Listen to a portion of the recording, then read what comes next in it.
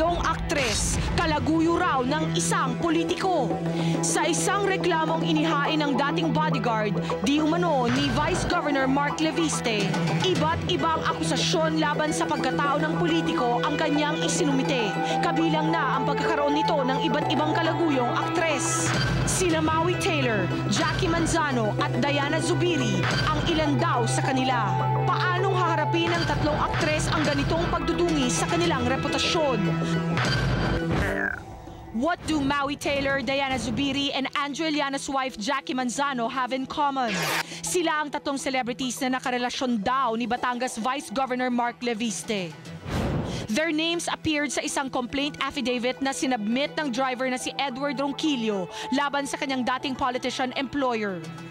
Hindi ko alam kung bakit niya nasasabi yan.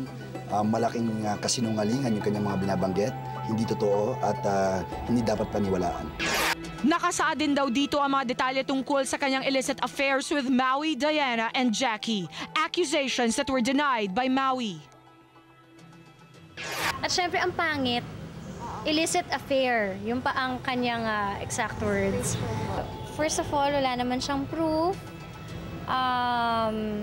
Tapos, alam ko naman sa sarili ko na walang ganun na nangyari. Seriously speaking, walang katotohanan. Nakasama namin siya nung kampanya ni Mayor Vilma Santos at ni Senator Alfrecto noong 2004. Pero siguro kung babanggitin mo yung pangalan ko sa kanya, hindi niya ako kilala, hindi niya ako matatandaan.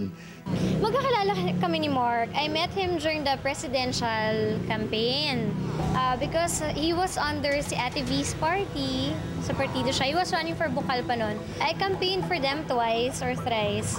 So that was where we saw each other. Maui speculated na maaring isang insidente raw ang pinagmula ng intriga. Noong 2006, nagkaroon ako ng show sa mataas na kahoy in Batangas. And nakita ako ng driver niya doon.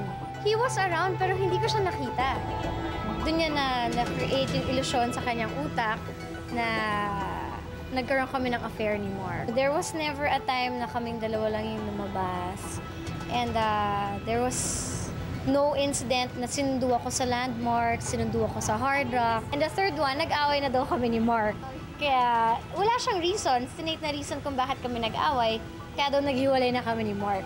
So ngayon pa lang ako ay humingi ng pamanhin sa ating mga personalidad tulad ni Ms. Zubiri at Ms. Taylor. Siyempre, apology accepted. And I don't think naman he's the type of person who could do such things as stated dun sa final ng driver niya. Pareho mang naapektuhan sa nangyari, magkaiba ang course of action ni Mark at Maui laban kay Edward. So sana ay tigilan niya na ito at ngayon pa lang siya ay aking pinapatawad at sana hindi niya na ulitin yung kanyang malisyosong mga gawain.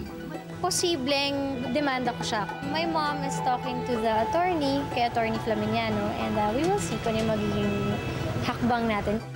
Tumanggi naman magsalita ang kampo ni na Jackie at Diana dahil pawang wala naman daw katotohanan ang mga akusasyon sa kanila. This just in. Sinabi ni Vice Governor Mark Leviste na isang beses lang daw sila nagkita at nagkasama ni Diana Zubiri sa opening ng isang mall sa Lipa, which was inaugurated by Governor Vilma Santos. Bilang diehard fan lamang daw ang kanyang paghanga sa aktres.